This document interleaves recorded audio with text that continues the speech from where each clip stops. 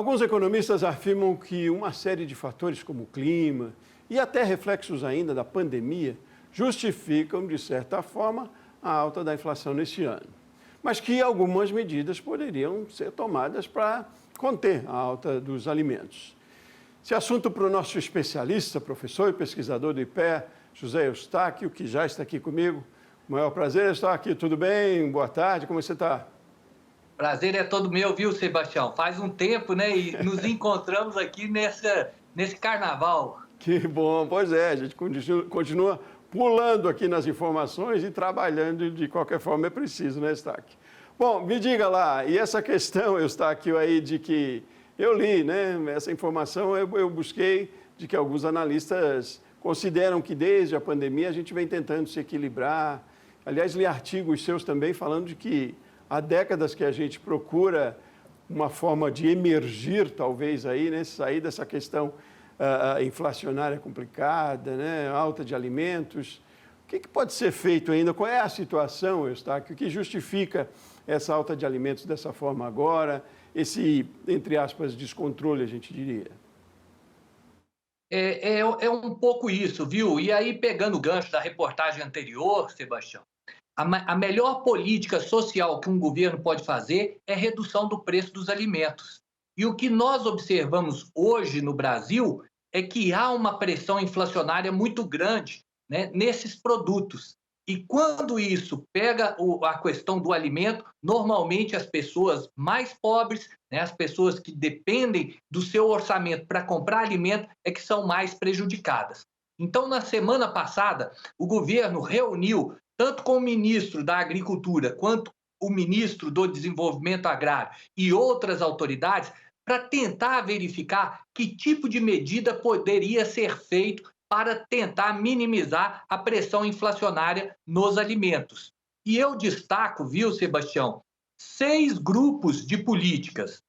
A primeira, a que o governo vem falando bastante, é a questão de subsídios. Essa é a primeira. A segunda seria a reforma agrária. Também foi mencionado pelo ministro do Desenvolvimento Agrário. A terceira, o governo fala também em relação à taxa de câmbio. A quarta, a gente pode dizer que seria taxar as exportações. A quinta seria reduzir os impostos em relação às nossas importações. E o último, reduzir imposto relacionado ao consumo de alimentos. Destas 6 medidas, eu posso afirmar a você que só 2 têm impacto no curto prazo e que são benéficas em termos de redução dos preços. Quando a gente fala em reduzir impostos de um modo geral, isso é muito bom para a economia. Por quê? Isso vai refletir em preços menores e você tem um aumento do consumo. Você aumenta emprego e aumenta a renda. Quando a gente fala em reduzir as barreiras tarifárias ou mesmo os impostos em relação à importação, isso também é muito benéfico ao país. Por quê? Você aumenta a oferta de produtos dentro do mercado doméstico.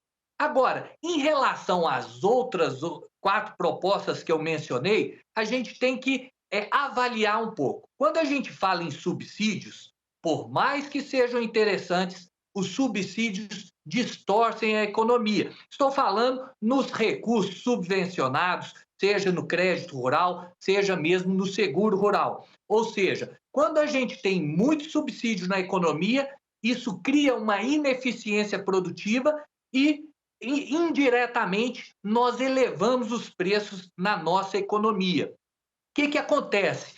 O Brasil é hoje um dos países com menor subsídio comparativamente a outros países.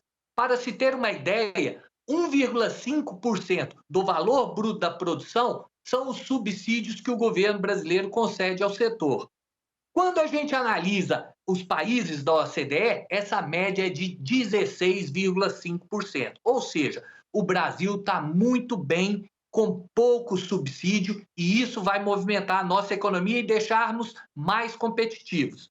Em relação à reforma agrária, que foi mencionado, que o governo vai fazer, né, agora uma política de reforma agrária para ter impacto no médio e no longo prazo, Eu digo o seguinte: o governo não entendeu, reforma agrária é coisa do passado. Por quê? Não é distribuir terra que vai fazer o aumento da oferta produtiva, mas é investimento em ciência e tecnologia, justamente num período em que nós observamos que os orçamentos de muitas instituições, inclusive a Embrapa, por exemplo, vêm caindo. Ou seja, o governo tem que pensar em investimento em ciência e tecnologia e não em redistribuição de terra. Em relação à taxa de câmbio, de fato, nós observamos uma queda da taxa de câmbio nas últimas semanas. E essa queda está relacionada a 3 pontos. Embora, tá, viu, Sebastião, o câmbio tenha subido aí nos últimos dias. Mas o que influenciou para que a taxa de câmbio caísse e ficasse ali próxima de 5,8? Primeiro, o governo queimou mais de 60 bilhões em reservas. Segundo, as taxas de juros estão muito elevadas. E taxas de juros mais elevadas atraem capital especulativo para a nossa economia, o que pressiona o câmbio para baixo. E o terceiro, que o governo não mencionou, é o setor exportador. Se a gente espera colher uma safra recorde neste ano, é claro que o setor exportador também vai contribuir com a queda do câmbio. Mas isso o governo não fala, né? O governo prefere ser hostil ao setor agropecuário do que trazê-lo como parceiro para a sua política. Enfim, agora, nós vimos também nos últimos dias que a taxa de câmbio subiu. Eu acho que a intervenção do governo, seja com queimas de reservas ou mesmo aumento da taxa de juros, tem um impacto de curto prazo. E pior, taxas de juros mais elevadas refletem em menores investimentos e menores investimentos vai refletir no médio e no longo prazo numa oferta produtiva menor. Ou seja, a taxa de câmbio, eu acho que ela é uma variável complexa, mas que o governo tem que trabalhar melhor nesse sentido para estimular a economia. E taxar exportações, nós já sabemos, né? O nosso vizinho argentino fez isso por vários anos e nós vimos o resultado. Ao invés de você aumentar a oferta no mercado doméstico, você desestimula os investimentos produtivos também. E o que a gente tem é um aumento dos preços, ou seja, é um tiro pela culatra. Enfim, então eu acho, viu, Sebastião, que o governo está discutindo essas 6 medidas, mas eu vou além, que o básico o governo ainda não fez. O governo gasta mais do que arrecada, é necessário fazer o equilíbrio fiscal das contas e fazer o equilíbrio, nós já vimos que a economia não consegue pelo lado da receita. O empresariado já paga muito imposto. O que o governo tem que fazer? Corte de gastos. Então, enquanto o governo não sinalizar em uma política mais efetiva para cortar gastos, nós vamos continuar tendo os problemas inflacionários. Se o governo persistir nessa ideia, é muito provável que o final da década de 80, talvez a gente venha a ver nos próximos meses ou, sei lá, no próximo ano. Pois é, Eustáquio, me tira uma dúvida, a gente já entra a partir de agora, que é num ano de campanha já, né? O governo já não está mais governando, está fazendo campanha, em tese, né? Que riscos tem, Eustáquio, para a nossa economia, para a economia de uma forma mais consistente, medidas que não sejam tão, como eu diria, eficientes mesmo, ou de longo prazo? Que risco tem medidas talvez mais populistas para a economia como um todo? Porque o governo entrando num ano de campanha, certamente pode criar algumas medidas e que não sejam tão eficientes para a economia, mas que dêem um resultado para o consumidor de forma quase que, eu diria, utópica lá, ou fantasiosa em princípio. Isso não é um risco para a economia, Eustáquio? Então, Sebastião, eu acho que você foi direto ao ponto, viu? A questão populista no próximo ano, ela é tônica. Nós já sabemos disso. Então, em anos de véspera eleitoral, né, o que a gente vê são governos aumentando gastos que normalmente não são aqueles mais eficientes para dar um retorno maior à sociedade. Então, eu vejo com muita preocupação. E, além disso, eu vou aqui tocar num ponto. As pessoas ficam falando que a economia brasileira está no menor na sua menor taxa de desocupação. Este dado do IBGE, ele está, vamos dizer, ele não está expressando a realidade. Por quê? Primeiro, você retira do cômputo da amostra os desalentados. Quem são os desalentados? Aquelas pessoas que estavam procurando emprego e desistiram por algum motivo. Então, elas foram retiradas da amostra. E, além disso, nós temos um número muito grande de pessoas que recebem Bolsa Família.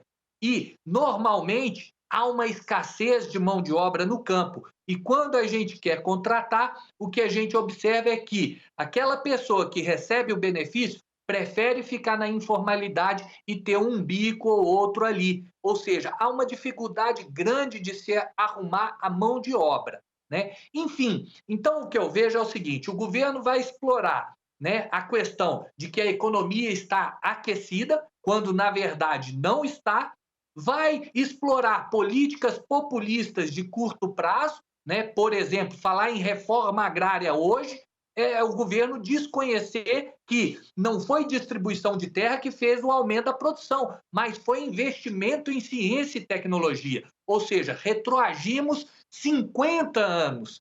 E é claro que quando o governo falar, vamos aumentar investimentos em reforma agrária, isso soa bonito para a população, mas, na verdade, a reforma agrária aumenta os bolsões de pobreza no campo. Por quê? O governo não faz investimento em extensão rural e não faz investimento naquelas políticas educacionais que seria capaz de inserir aquele pequeno produtor nessa aventura produtiva. Enfim, então eu coaduno com você, eu acho que nós vamos entrar a partir desse ano e no próximo, em um momento crítico, porque o governo não conseguiu equalizar os seus gastos, vem aí uma nova eleição e o risco da coisa desandar e do trem sair do trilho é muito grande, viu, Sebastião? Pois é, e esse risco, eu diria, quase que histórico, né, Eustáquio? Você, tão estudioso, com tanto conhecimento,